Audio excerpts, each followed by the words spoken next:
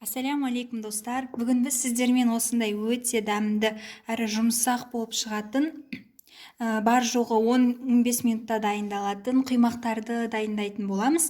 Егер сіздерге қызық болса, видеоны соңына дейін қарап, лайк басып, подписка жасап кетіңіздер. Ең бірінші тесто жасаудан бастаймыз. Ол үшін бізге 3 жұмыртқа қажет.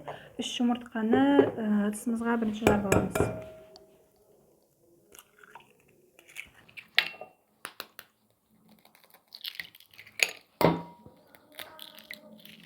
Ал енді үстінен қантымызды саламыз, 4-5 ас қасық.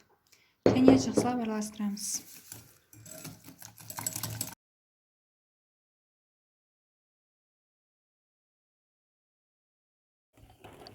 Ал енді ішінен 500 мл сүтімізді қосамыз.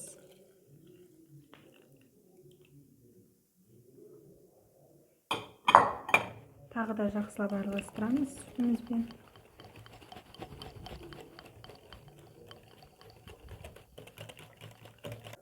Жарты шай қасық ас содасын қосамыз.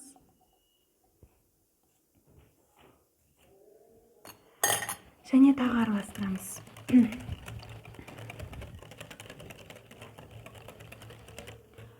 Ал енді ішіне 1 стакан ұн қажет. 1 стакан ұнымызды қосамыз.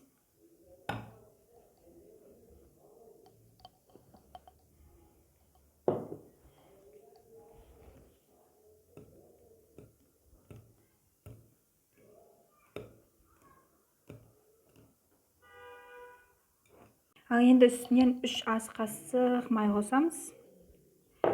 Және тағы жақсылап араластырамыз. Соңында осындай тесто шығады. Енді осыны қазір пісіреміз.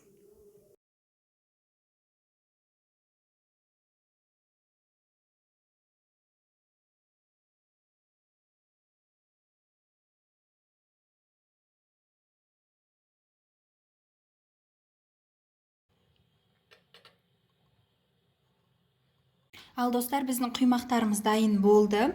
Біз жаңа дайындаған тестодан 25-30 штуктай шығады. Құймақ өте жұмсақ болып шықты. Әрі өте нәзік, өте дәмді. Міндетті түрде жасап көріңіздер.